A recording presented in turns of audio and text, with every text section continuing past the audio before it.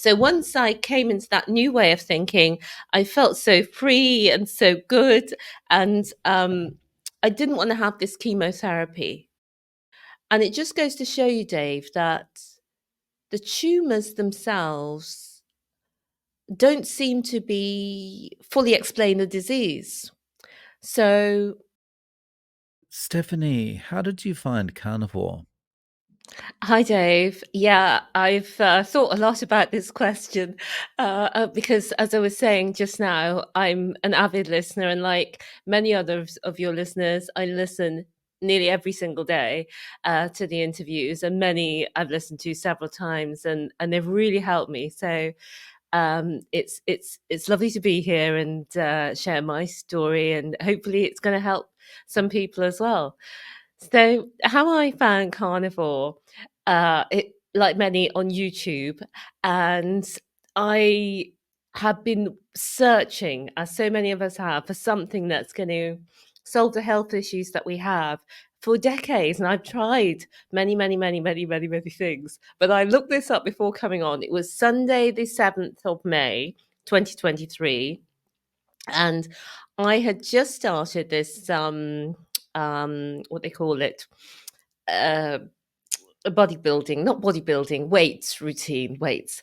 And I it was a very simple one because all of the ones that you see sound too complicated. Chest one day, legs the next day, this, that, blah, blah, blah.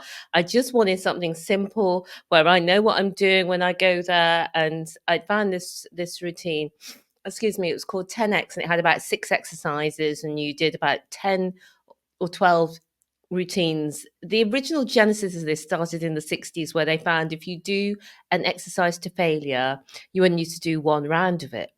And you can really get quite good results with this. So I was looking at various videos to do with this, older female bodybuilders and things like that. And I came across Lisa D, who's not usually a carnivore video person. She is more of a lifestyle and things like that. Anyway, the video was called 3 Years of Carnivore Diet, My Unbelievable Personal Success. Now, I'd never heard of the carnivore diet. So I watched this video literally agog. I But as she was speaking, it just totally made sense. And I realized that everything I'd been looking for, everything I'd tried, this was it. I knew that carbs were not so great. And it made sense that everything we need is in meat and fat. Well, I didn't know the meat and fat thing at that stage, but I could see that it makes sense that all the nutrients that humans need are in meat because that's where we started from. And a lot of these other things have evolved. Anyway, I then got onto Keto Focus, Ken Berry, and Laura Spratt. And the very next day, I started the carnivore diet. And that was on the Sunday, the 7th. I've heard many people say, they saw it and they couldn't believe it and they took a while to start, but I thought this is for me.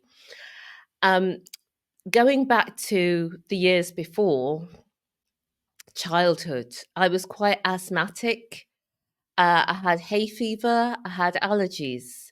We didn't know at the time because we had two dogs. It was probably the dogs as well, but likely some food intolerance. And just I had eczema, so it's those sort of. There's probably a genetic element there as well, and there were definitely things that were irritating me in my childhood. However, like many of us at that time, you just crack on with it. People did not know about allergies as a general rule at that time. I just got on with it, and I was in all the I was in all the athletics, and I maintained my weight as normal growing up in childhood. However, I did have that. I was when I was thinking about this interview, I thought, oh yeah, remember I used to eat white sugar out the bowl, out the sugar bowl. I used to just, go in there and eat white sugar out of the bowl. So I did have from that early age that sugar craving. I did used to overeat. Our family was all about the big portions. People would be surprised then if you didn't have a second helping. My mum was a very, very good cook. And although we started off, the normal home cooked food and obviously the West Indian Caribbean background, um, for health reasons, as many people do, we came into the margarine. We came into the pasta. That had not been part of our things before, and lots of other processed foods. But I think a lot better than kids nowadays in terms of the balance of processed foods versus real foods. So as this went on over time in teenage years, I started to be a bit overweight, and my breathing was an issue. Uh, my my my breathing was an issue. My eczema was an issue, a real big issue. I mean, it was a lot of scratching, deep scratching. It was like that unconscious scratching where you're scratching, you don't even know that you're doing it. You say you're not going to scratch, and then it's all sort of bleeding and weeping, on my legs, on my arms. Luckily, not on my face, but certainly I was in some sort of that was obviously not a healthy position. I was overweight, and anytime I decided to try and lose weight, I would be still eating all the foods that are likely causing this, high insulin and things that I know now, but I had no idea about at that time. And so over the many decades, I tried all of the, normal low carb, sorry, low calorie diets, and just to try and get things into check. The paleo, the whole food, the whole 30, the vegan. I was so persuaded by the vegan diet. I watched the films. Um, is it Cowspiracy, Game Changers, where the terrible conditions in these meat factories, and largely foreign or workers would be put into terrible conditions, and the animals obviously were in terrible conditions. And the thesis was we can get everything we need from plant foods, we don't have to eat meat, and it's so much more sustainable. And I totally bought into that. So I got a lot of empathy with people who have bought into that philosophy. Now, I did it only for a year because um, uh, even at Christmas, which in a Caribbean household, like I suppose many, the meat is the centerpiece of Christmas, and there's lots of different meats. And I just thought, you know what, I can just eat not a lot of meat, but then still have meat every now and again. That will suit my purposes. And so then, for many years after that, I would just go out. Say you were out at a restaurant, I would be ordering the vegetarian, all of these carbs piling up, obviously to make it taste good. There's sauces and all this sugar galore, unbeknownst to me, thinking I'm making the healthier choice when I should have just had a steak or a lamb or whatever I fancied. But I got to like this way of eating. And but over the years, it was a constant cycle with the weight. I would go up, I would go down, I could be so disciplined for periods of times, and then I would be so off the wagon.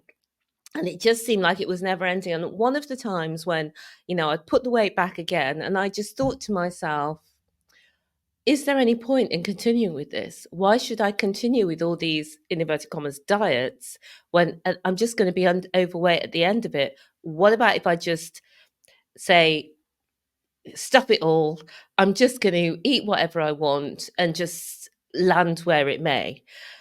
But and I considered it, but and then I just thought to myself, no, for you, can see that people can do this. People can get control. People can, get control of their body weight and maintain at the same or similar weight for a long period of time. So if there's people out there doing it, I said, Stephanie, keep trying. Even if you never suss it, you'll always be a bit overweight. But if you just let things go and splurge out, you're just going to be.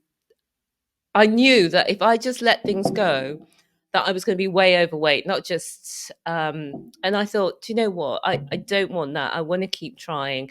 There's an answer out there. I've got a similar kind of personality because I think once you give in to, there's just no point, Yeah. and then it gets worse because then it's like, well, it's almost like you get to the point where it's like, well, I've got nothing to live for anyway, and that's when you start eating all the junk. Yeah. Yeah. Yeah, exactly, Dave. And similarly, that just reminds me because obviously I listen to a lot of your videos. Um, I used to drink a lot as well. I used to live in Edinburgh.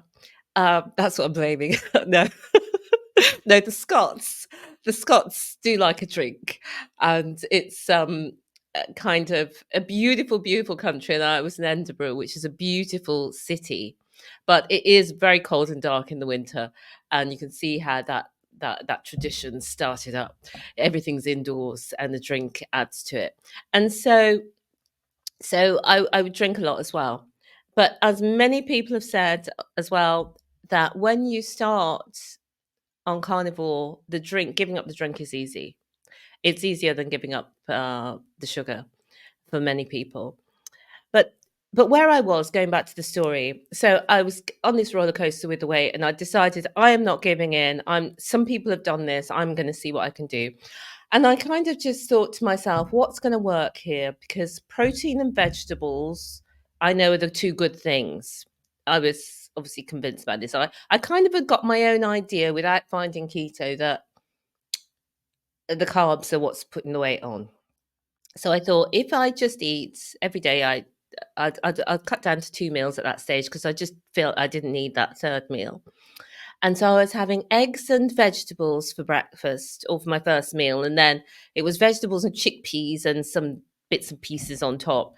So it was basically a huge pile of vegetables with a bit of chickpeas. And again, for the eggs, I was cut down to 2 eggs a day because originally it started off at three. I thought, no, that's too much.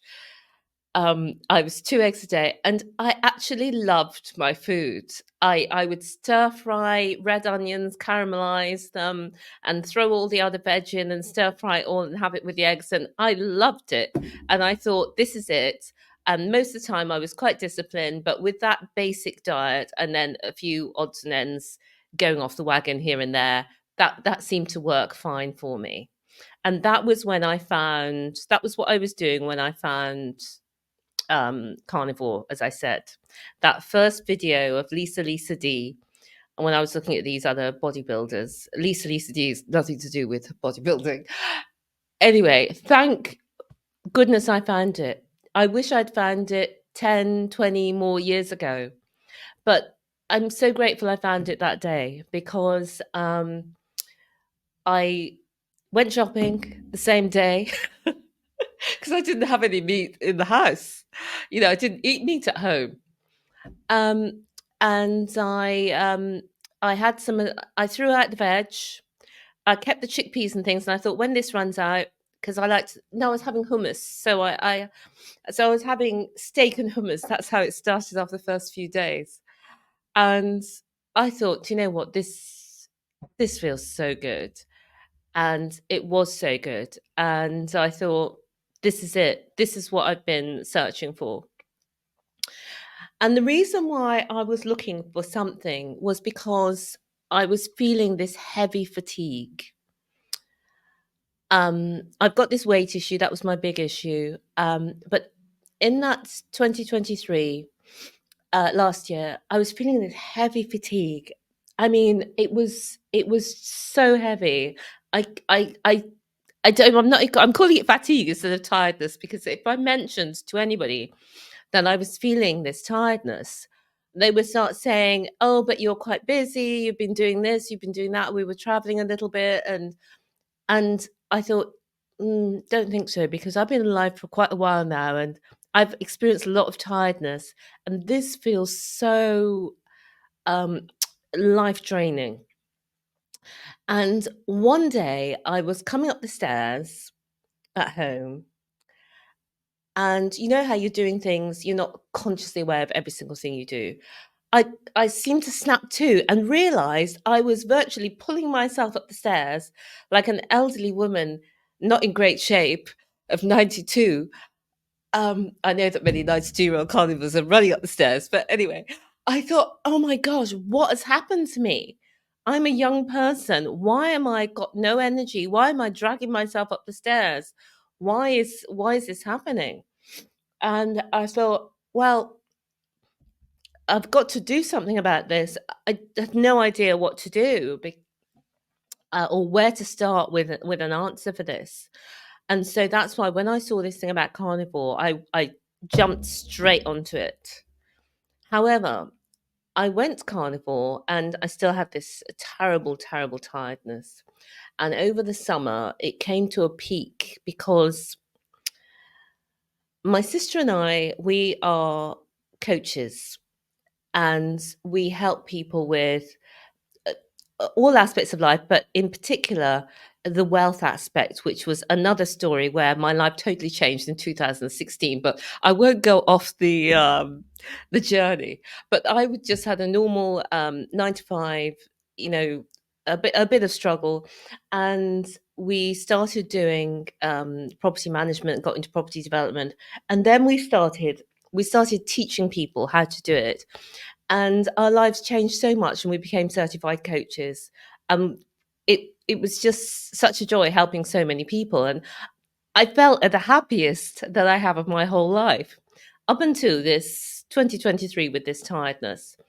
And so I jumped on the carnivore. It seemed to suit me, but this tiredness did not shift. It was just there. It was like I was pushing something, just getting through my day. It was just like a cloud. Did it go sometimes? Maybe, but I was just very aware that this new situation existed in which I'm now tired. And how it came to a head was we went to this coaching event in America. It was so exciting to us, and we were being presented with awards, and it was in Denver. It was very hot, and you get tired anyway with the energy and the excitement of this event, and we were 100% in. And when you're a Brit and then you go to America, everything's bigger and louder and more exciting and kind of overwhelming. Um, so we were at this do, and I'd got through the whole day. Then we'd had another event that was somewhere else and then we'd come back to the hotel, and I thought, oh, thank goodness, we can just relax now. And I knew that we were getting a plane in the early hours of the morning because then we were going to New York. And I thought, I can just relax now. I took all my clothes off and lay down on the bed. I didn't even normally, I would sort of pack, get ready. I thought, let me just have a rest first before I do anything. So while I'm resting on the bed, maybe I've been there about half an hour, I get a call. It's my sister. One of the women who's a coach in America, um, who we so look up to and admire. We hear on the podcast all the time. We absolutely love her to bits. Um, and we we knew that Brig Johnson, we knew she invited us to her house in America. Well, obviously she lives near the place. And this was so exciting with another coach who we really love as well. So it would just be the four of us. And I was so excited to receive this invitation because we're not known in this arena. And and I was so tired that I thought I actually had to wait up like this. If I go there, I would need to be lying down. You cannot go to somebody's house and lie down, or just lie there and not speak. Just be there in the background, soaking it in and not participate. That's what I would need to be doing. And I thought maybe I could summons up the energy to go there and be interactive for a couple of hours, but not come back and then get up in the early hours of the morning, pack and get on this plane. So I thought if it wasn't for the plane, I could have done one, but not both. And so I didn't go. And that was the moment that I said to myself, this is serious. Something is wrong with me. And it's impinging my life, my choices. It's stopping me from living my life. And I thought this is the sign that you need to take action. Something was wrong. And I only knew of one thing that was amiss with me. And that was that in 2018, I had been diagnosed with fibroids. Funny how that happened as well. At the time, I would go every so often to one of these juice retreats. Now I get why this didn't really work for me because it was just pure sugars. I was eating fruits and veg in juice format. So every now and again, I would go to that to keep my weight low. And then I would try to keep it up when I got back, but it just felt like I couldn't not eat things at that stage. So every now and again, I would go to one of these. So I went to one of these retreats, and it was in Glastonbury. Uh, Very, I don't know if to call it new agey kind of vibe. But went to this retreat, and the guy was amazing. It was a couple, but the guy did massage, and he did these full body massages. They were out of this world. I'd never, ever, ever experienced a massage like it. Anyway, I had multiple wives, and after this full body massage, I wanted to sign up to be the next to be the next one. Anyway, at the end of the trip, they give you some sort of ideas about what you could do to further improve your health, etc. And one of the things he said, of course, you know, you've got fibroids. Well, I had no idea that I had fibroids. So I wasn't very in tune with my body at that stage, which changed over the years. We'll come to that. And I think carnivore really does that for you as well, puts you more in tune with your body. So I went to my GP and said, I think I've got fibroids. So I thought I would come to get it checked out. So he said, why do you think that? So I explained the story about the masseuse. I didn't say I wanted to line up to be the next wife. I left that bit out. Anyway, he said, oh, no, no, you can't tell like that. You can't tell you've got fibroids just by. I said, oh, really? So what do you think he asked me to do, Dave? He asked me to get on the beds, the office, the in the GP's surgery, so he could feel my belly, even though he just told me you can't tell fibroids just by feeling someone's belly. So he felt my belly and said, yes, I've got fibroids. So that just about sums up sometimes with the medical profession. They feel that nobody else can feel fibroids. Only them. It's like, oh, you can't tell like that unless you're wearing a white coat. You'll never know. Exactly, Dave. So he felt my belly, told me I did have fibroids. A scan a scan was arranged also. And then they just said, well, you've got fibroids. It's no big deal. In fact, now 80% of women, they say, have fibroids. Um, and At one time, it used to be that more Black women had fibroids, but I'm not sure that's the case anymore, because now 80% of all women have fibroids. And they say that they're not, they don't do any harm. That's what they say. But I thought, if something's growing that's not supposed to be growing, that's not good. And so I wanted to find a natural way to um, reduce the fibroids. I wasn't that keen to have the operation. However, not that the operation could have been an option if I had, said that that's what I wanted. But I thought, let me try to. So, Dave, I decided, because this is what they say often, to reduce the red meat. Now, I wasn't eating a lot of red meat anyway, but sometimes if I went out, I might. Um, and it's stupid because it's sugar. It's sugar. I get that now.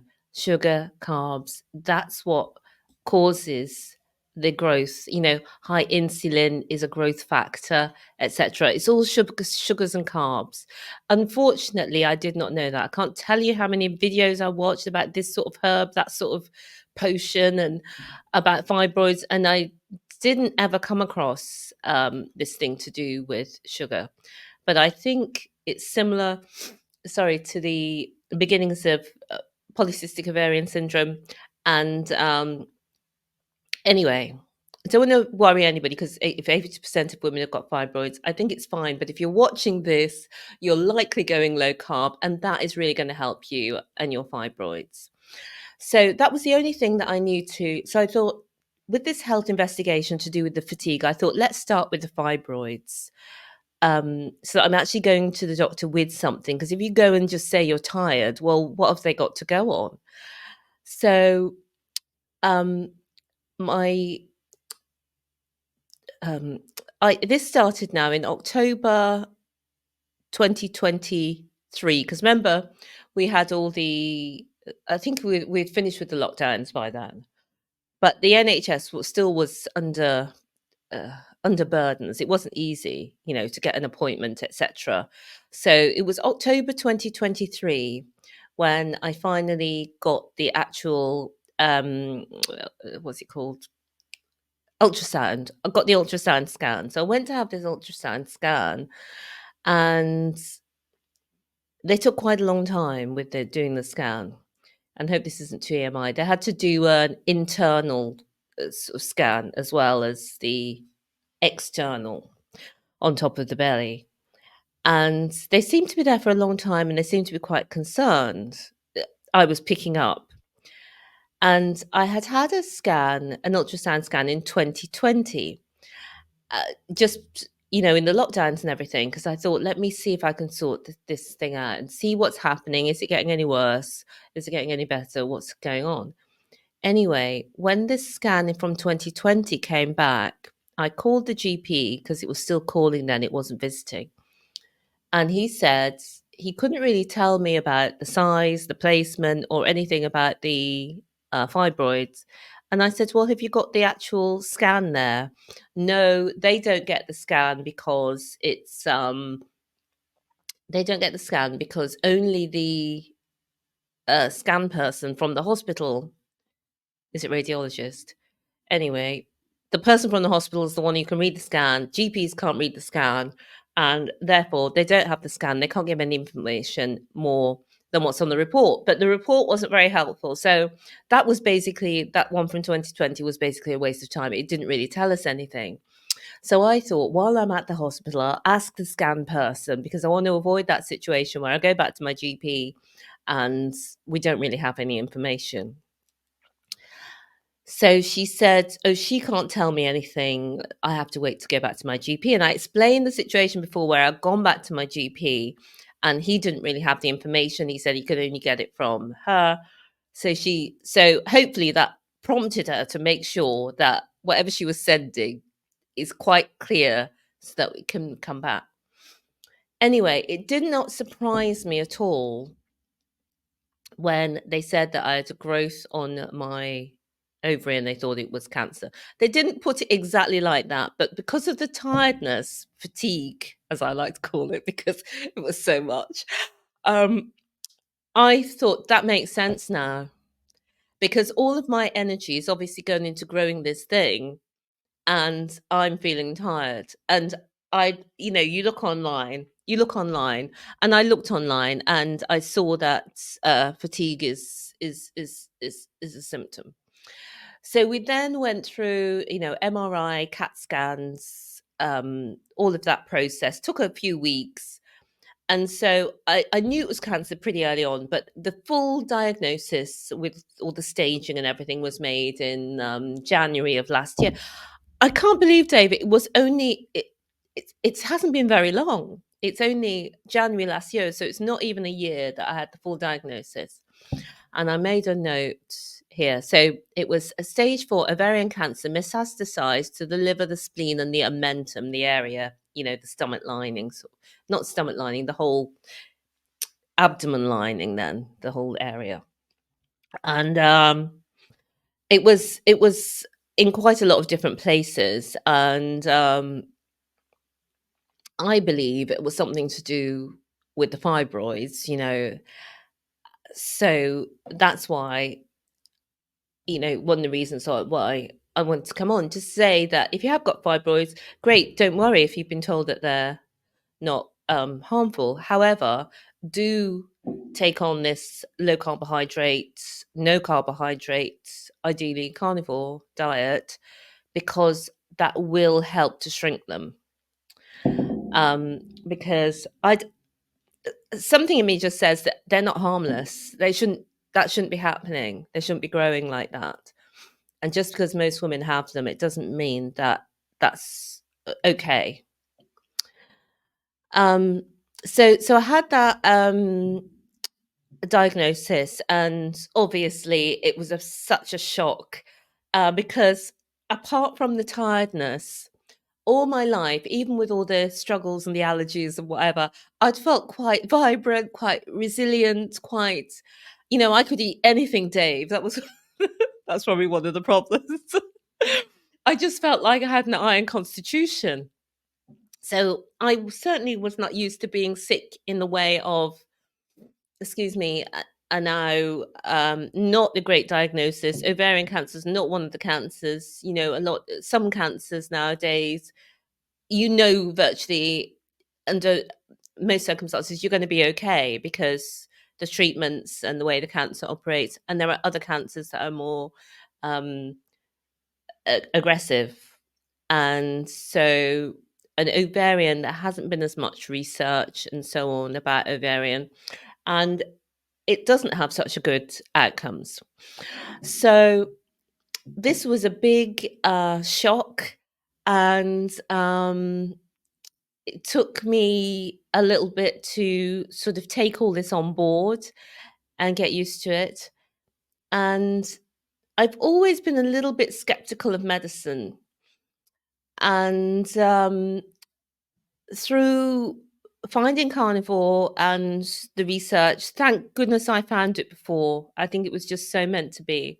So I'd already had a little bit of experience on the carnivore diet before I got this diagnosis. I'd been on it for about 6 months. So grateful for that.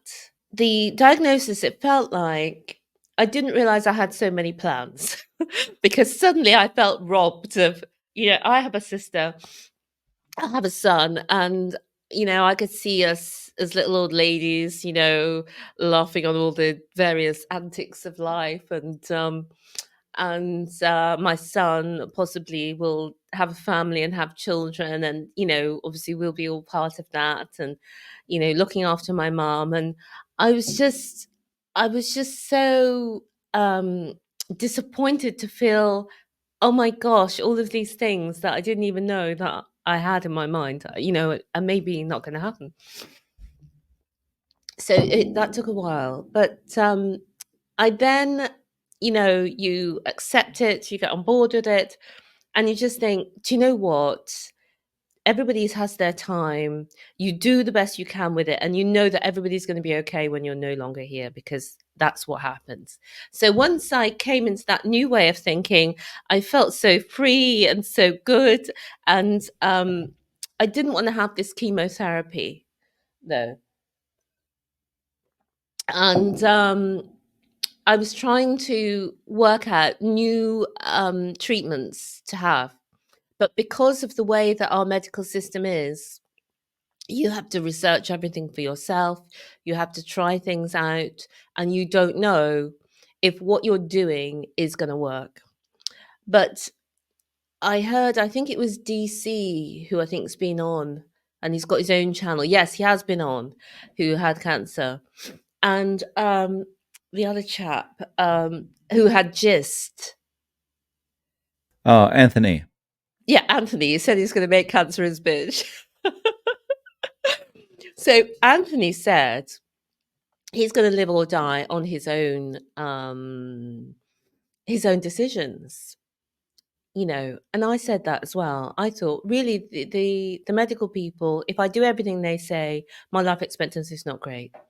So I'm just going to live or die based on what I feel is best, because it's not that much different to what they're saying to what I'm saying. What I mean to say is the validity of what the medical establishment say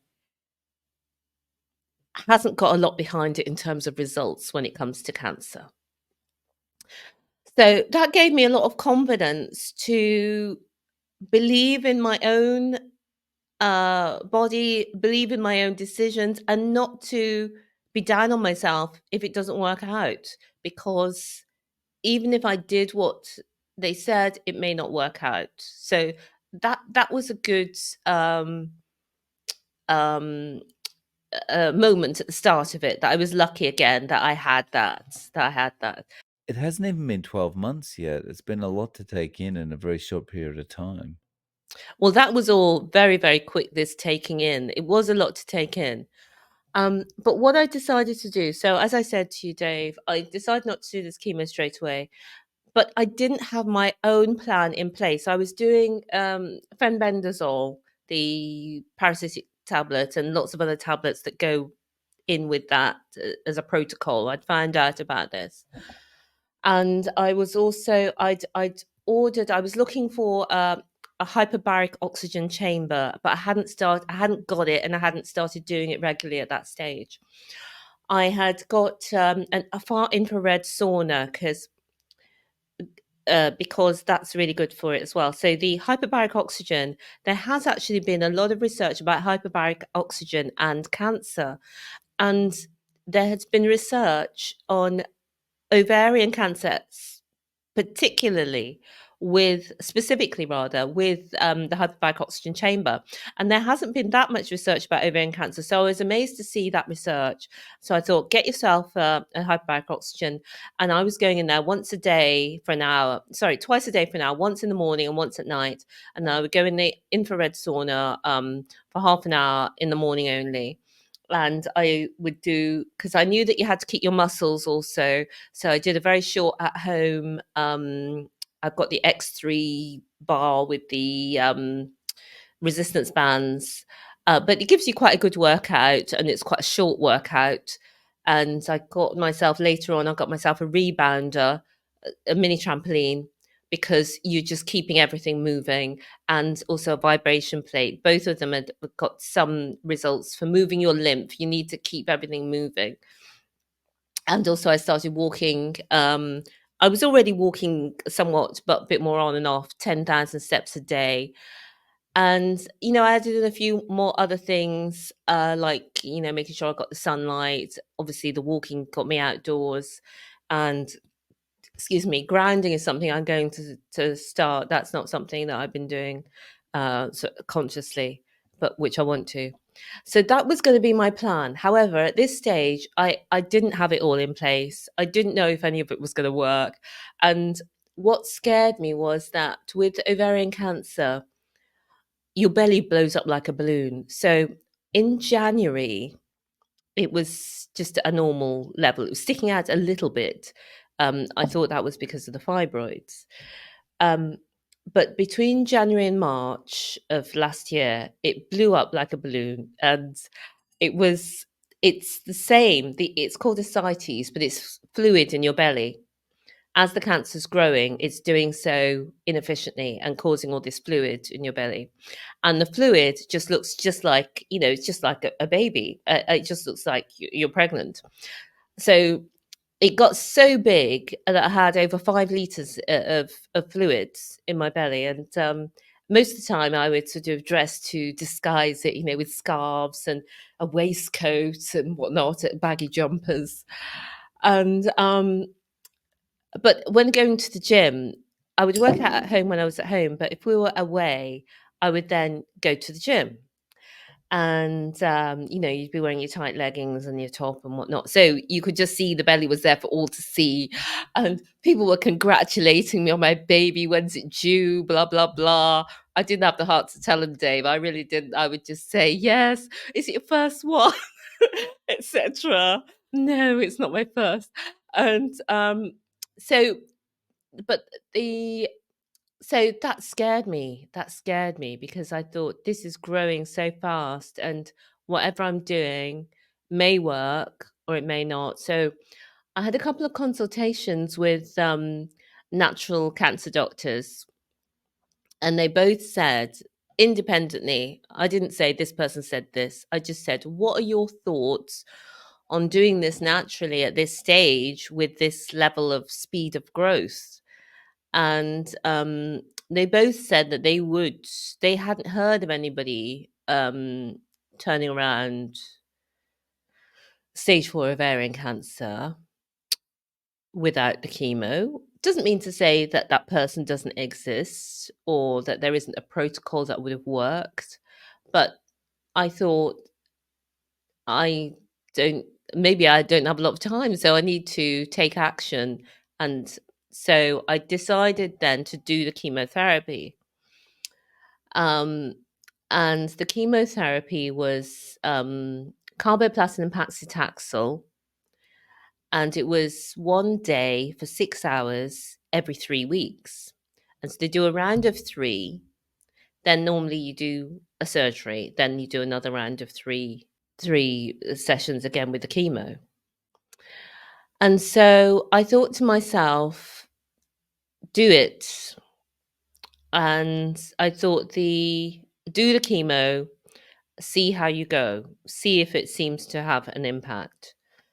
And also get everything in place so that you can have, by that stage, I had the oxygen thing only arrived in March when I'd already decided to start the treatment. So who knows? It may have worked, but it didn't have the opportunity. And also, what I've noticed with this is your body goes into these spirals. So there's like a sickness spiral where everything is taking you sicker and sicker, and everything's set up. And so it only takes a little bit of energy now to grow my cancer because I'm in this spiral of sickness. So to stop that big boulder, it requires a lot more force than stopping something that's a bit smaller. So I think by that stage, it did need something a bit more toxic to stop it. But then, as it eases back, the natural therapies I was hoping would be able to continue the process. That was my thoughts. So I started the chemo in March of 2024. Yes, this year. Gosh, it's just such a short time, Dave. I started the chemo in March of 2024, and it went on for until June of 2024. So then it ended. By this time, my belly is back to normal, flat. I'm feeling well. I seem to tolerate the chemo well, which is good when you're on a ketogenic diet. Now, I actually wasn't on a ketogenic diet. I was on the carnivore diet, but unless you do it in a particular way, you're not necessarily getting ketones. So my ketones, on an average would be at zero point 0.5, which is very tiny ketosis, not the sort of level of ketosis that you need for therapy for cancer. Sometimes it might go up to a one, but mostly it was under that, and I'm sure there will be many times when it was under that. So, but because of all the stresses I had, and at that time, I just did not have the wherewithal with what I had available to me mentally, emotionally, and so on to do what it took to get into that therapeutic level of ketosis. So I thought, don't throw the baby out with the bathwater. Do the best you can. You're on carnivore. You're managing that. That's absolutely fine. And there was sometimes I would slip off the wagon altogether. So I can totally understand and empathize with people who've got cancer. And you would think that if you've got cancer or something like that, um, that you would have all of the willpower to stay on carnivore or whatever it would happen to be, but that is not the case. So, however, I did the best I could, and most of the time I was on carnivore. But it was strange because I was doing it over the Easter holiday time and the chemo, and they come around with chocolate eggs, and they come around with, obviously they've got the sandwiches that come around, and the orange juice and the biscuits. So it's all the foods that really will ramp up your cancer, basically. um anyway, so I did the chemo, but I tolerated it well because now being on carnivore, I think that helps you to tolerate it a lot better, and you could tolerate it even better, I believe, and it's more effective if you're actually in ketosis. But I think over the period, I've learned more and more, and I'll come to later on. What I'm excited to learn very recently is how to get into that therapeutic level of ketosis without fasting and not eating anything. As during that chemo, I did do a 7-day fast, and the first 3-4 days were easy. The last 3 days were like, oh, I so wanted to eat. And I think staying in it for so long put me off doing it again. So I didn't want to fast again because I had that sort of a bit of trauma from it. But I have found a way to get myself into that therapeutic level of ketosis since then and stay there. So I think going back to the cancer, that diagnosis, you know, when I before I had this, people used to say, "Oh, that was the best thing that happened to me," and I would think, "What are you talking about?" But actually, it was the best thing that happened to me. I think it wakes you up when you get a diagnosis like that. And over the holidays, I was watching. You know, there's rom-coms that come on, Dave, and there's one called Last Holiday with Queen Latifah and LL Cool J and Gerard Depardieu. Have you seen it, Dave? Oh, you haven't seen it. Well, she gets a diagnosis that she's going to die within 3 weeks, and she's working as a shop assistant, and she doesn't. She's got this book of possibilities of all the things she would love to do, and she watches a television chef and cooks along, and she knows famous chefs around the world and collects pictures of Europe at the fabulous hotels where these chefs work and the different foods. And she decides to cash in her pension and go abroad and has this fabulous adventure, and then totally changes her life and opens her own restaurant. It's a fun film, but what it is it's make your possibilities happen now, because you may not be here. You may not be here. It's not so much you may not be here, but it's what would you do if you knew you only had 3 weeks to live? And so that's in the story, she only had 3 weeks to live. And so that just changes your thinking, and suddenly everything becomes clear what your mission is. And so for me, we already had this my sister and I had this taste of helping people to totally transform their wealth, their income through property, but not starting off with little money. And we had a book and a podcast, and we coached people, and we saw them change their lives and speak at our events, and we just absolutely loved that. And when this happened, I didn't want to focus on the negatives of it, but I did want to focus on the positives of it. And at the same time, my mum had called me, and she said that she'd had this laser on her eyes. Now, my mum really believes in doctors. My mum actually used to be a nurse. You know, she anyway, won't go into that. But um, my mum believes in doctors, and she'd gone for an eye checkup, and she's got glaucoma, and they'd done something laser on her eyes. I said, "Mum, don't let the doctors touch your eyes again."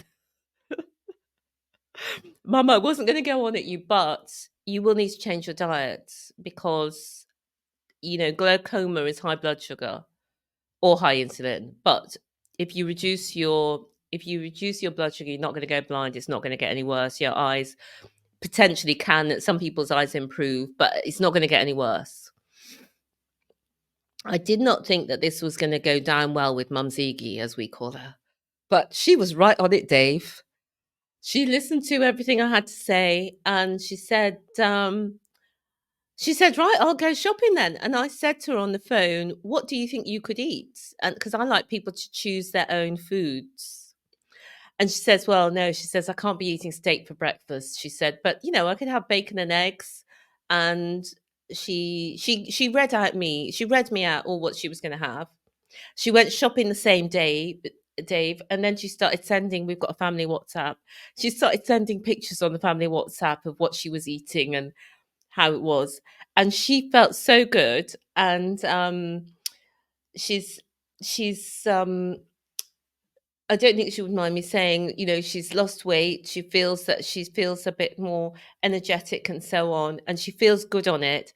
But she says the best thing about it is she knows she's not going along the same road, because my she looked after my granddad when he was ill, gout,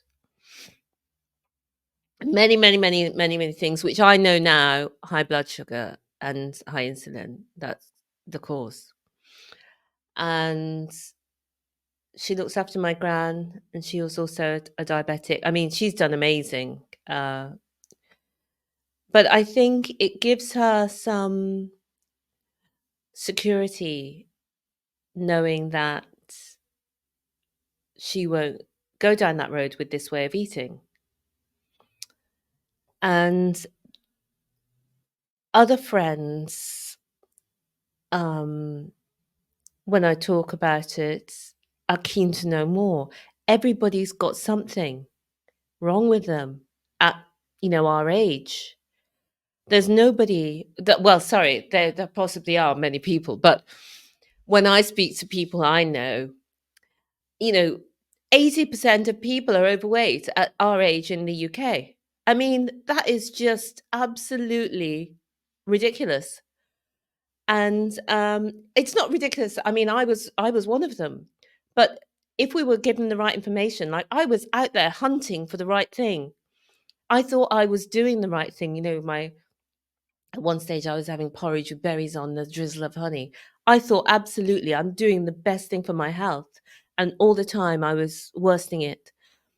And one of your interviews, do you remember you had the optometrist who won the prize of best person in Australia? What was his name, Uh, Dave? James Mukey. James Mukey. Well, he there were there's been so many that broke my heart, but do you remember when you had on the guy?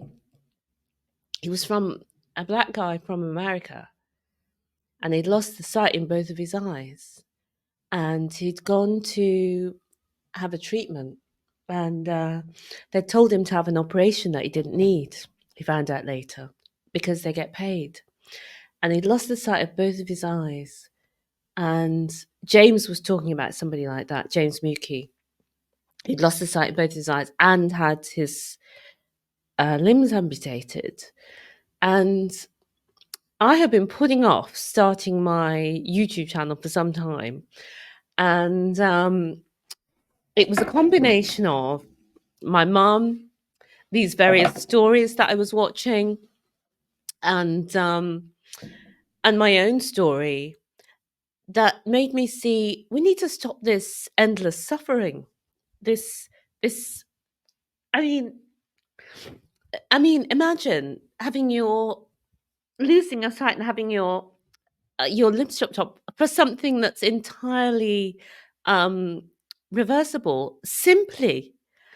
And you know in the UK, 25 people have amputations every single day. Every single day, Dave. This country's not that big. 25 people every day have an amputation due to complications of type 2 diabetes. And so that's what made me want to add to the many voices that's online, offline, and everywhere to say we've got to stop this. This is not normal. This is not right. And for there's many communities worse affected, but you know Black people, people of African Caribbean descent are much worse affected by diabetes, high blood pressure, all of these things that go together with metabolic syndrome. All of them start or are impacted in a big way by diet. There are other factors, of course, but if we get our diet right, we give ourselves so much of a better chance. What is the current status of your cancer? Yes, well, that's interesting, Dave. And so I stopped the chemotherapy. I had the 3 sessions, and that was in June. And then in August, I went for a scan. So I was expecting, this was quite interesting actually. I was expecting that they would say, "Oh, we can't see anything. You're so well," because I felt so well by then. Sorry, because at the end of the chemo, my immune system, cells, they do the blood tests, was going down. So my immune response my immune cell markers were going down, so that wasn't good. Um, and so that was part of the reason why I decided to stop the chemo, because I wanted my body to be able to recover so that my own system can then step in and continue the healing process. So and my nails have gone black. I'm just adding these bits in because people may have similar things happen to them. Anyway, so I went to have this blood test, and when I first started, the marker for ovarian cancer is the CA125. And when I first went in there in October of 2023, it was 1,156. I've actually heard people with much higher ones, but that is very high, 1,156. Anyway, when I had my test in August, it was 17. And the marker, the normal marker is under 35. So I'm now in the normal range as far as that CA125 marker is concerned. The surprise was with the scan that they said it's a partial response. That means that the tumours are still there and they're scattered all around. And so that makes it a difficult operation. So they did then say, would you like to have an operation? It wasn't an easy yes. It wasn't a hard no as far as they were concerned, because there are some circumstances in which they won't do an operation if it looks like they've realized that they have to get everything they can see. If they don't get everything they can see, it's not worth doing it because it grows back. And also, some people think that the ops can aggravate it. So if you've shrunk your tumor down to a small size, then it's great to have the operation. There were risks with the operation because it's on my liver and it's on some other organs. And what I didn't know, they said it's around my bowel, so I could end up coming out of this operation with a colostomy bag. And I said, "Oh, okay, then what's the benefit to this operation?" So you may get, on average, 18 extra months of life. Um, However, it's a big operation to recover from because all the organs involved, plus obviously the ovaries, plus everything would have to be come out, full hysterectomy, blah blah blah, loads of other stuff. So I just said, based on that, no, I'm not going in there, and it didn't sound like it was easy for them to get all of it based on the way it was described. I did get a second opinion as well from one of the leading surgeons. Just so happened that a friend knows a friend. Um, so so I decided not to do that operation. And it just goes to show you, Dave, that the tumors themselves don't seem to be fully explain the disease. So if I'm so well at the moment, and I still have the tumors, it says that the tumors are not fully explaining the disease. And sometimes people do have these operations, or chemo does get rid of the tumor entirely, and the tumor just comes back much more aggressively. So I think it is a mystery with cancer, but the lucky thing about ovarian is that it does blow your belly up like a balloon. Um, so that gives me a little bit of insight into what's happening. And so if it does, start again, then I will be able to take action then. Um, and they seem to, not necessarily the oncologist, but when I spoke to the surgeon, she seemed to be in line with my way of thinking. And she almost said, because I said, well, I can just have the blood tests every so often. And she said, yes, but don't have them too often because any fluctuation can cause you stress you know, and she didn't say this, but she was sort of implying unnecessary treatment. It can cause you stress and unnecessary treatment. So that put my thought towards, now that I'm so much better in tune with my body, and also with the bonus that if it does start to grow, my belly gets bigger. Um, it gives me a little bit of comfort. But and further to that, so I need to have a test. I'll have some tests next year and see how I'm getting on.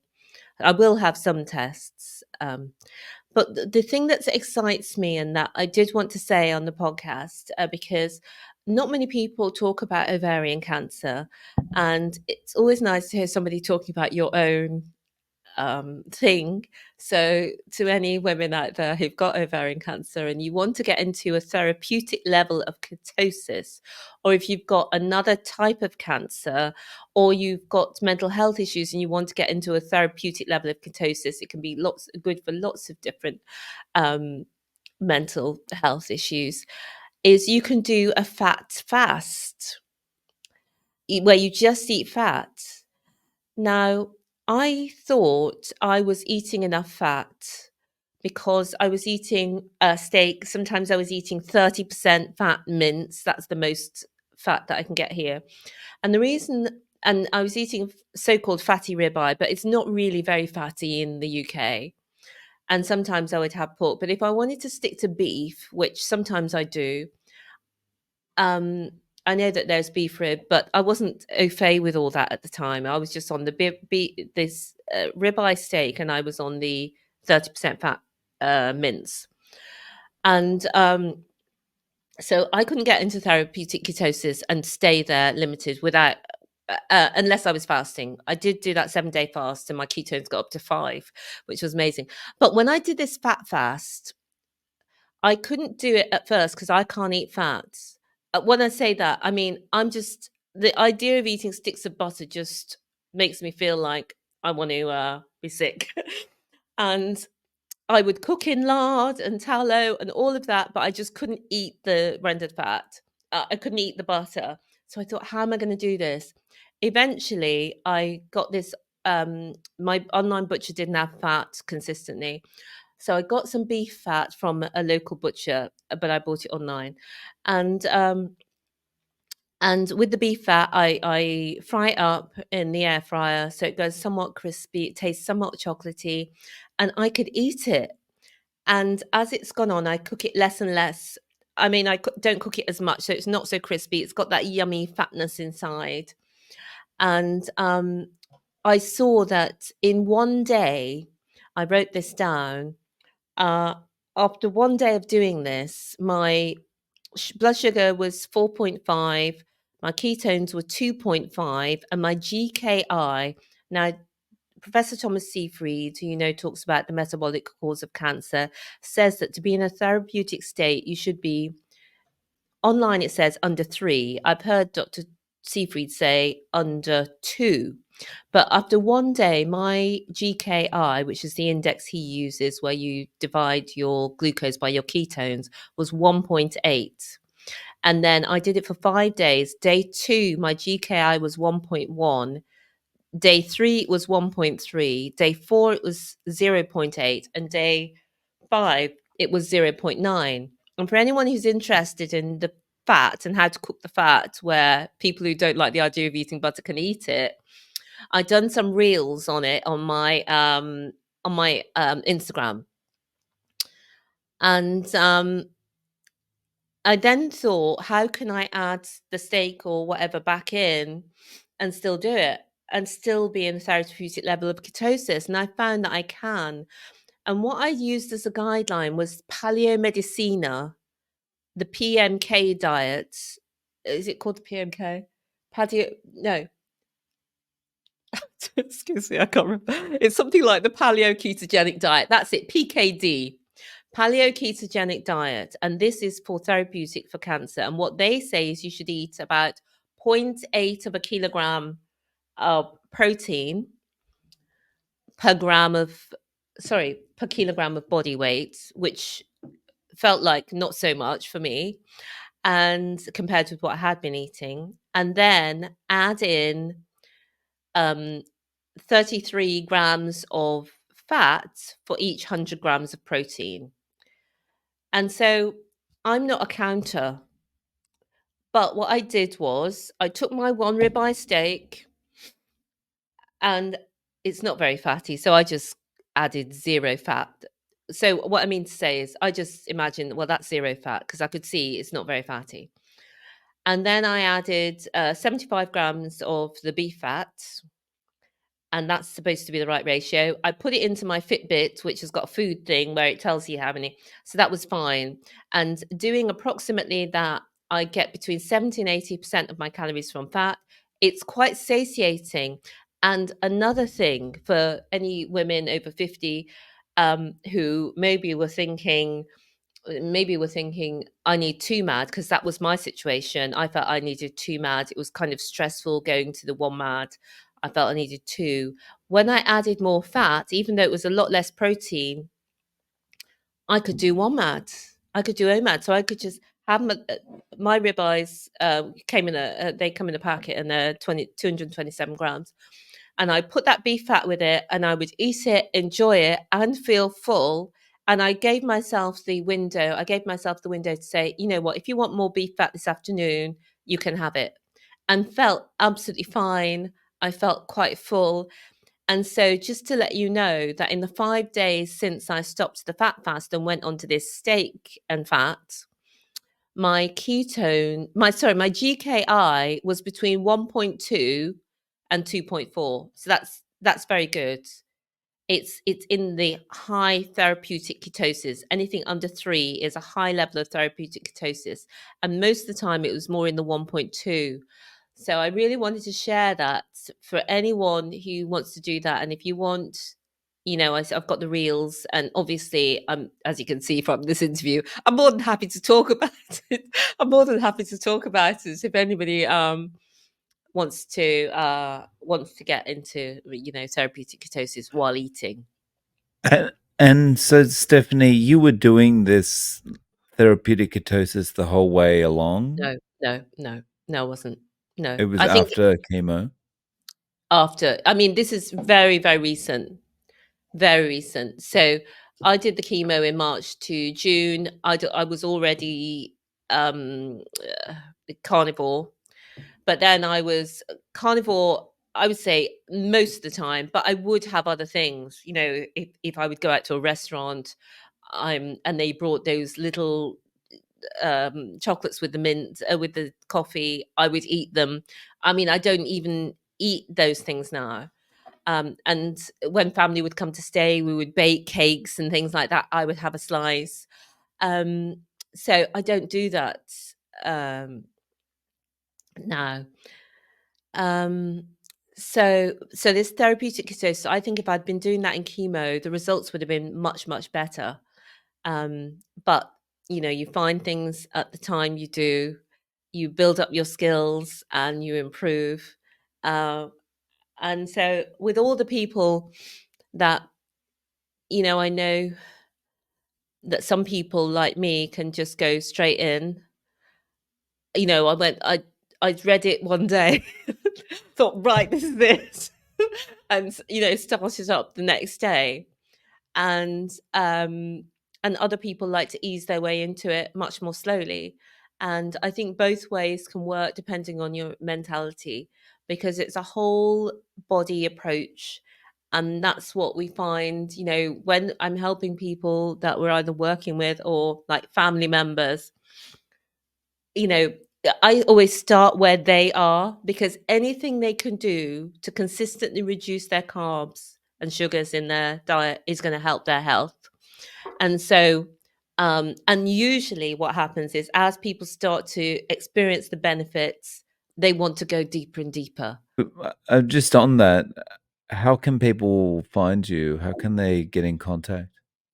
Yeah. So we have got, well, there's a couple of things actually. We've got, because it's so great to meet in person, I went to the Keto Brain Health in Manchester in October, and we don't have so much in the UK. We had the PHC event in Glasgow in November, and this month I was at the Healing Humanity event, which was in Essex with Carrie Mann, Adam Lacey, Dr. Kiltz was there, and my favourite. Oh my gosh, Kent Carnivore was there as well. and it was just a phenomenal event. And so on the back of that, with Lucy Cockerill, I set up um, a Facebook group for all the UK carnivores for the events, and it's called um, Carnivore UK Event Hub. So it's just so that, because otherwise we just hear that we've missed these events because they're not always widely publicized. And also it's a way to connect and have our own events, local events. So the Carnivore UK Event Hub.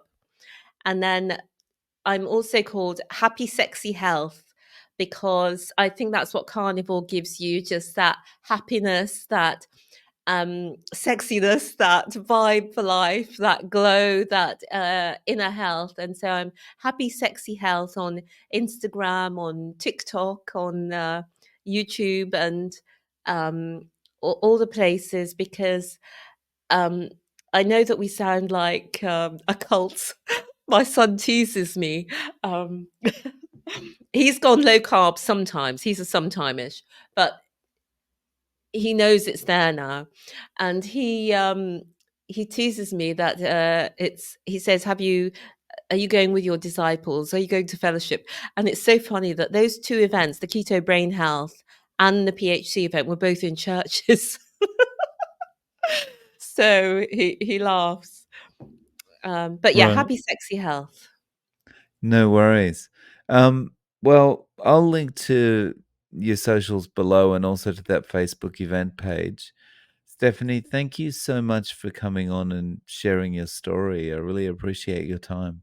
Yeah, thanks, Dave. Thank you for everything you do, because you keep us all inspired and uplifted with the stories that you share.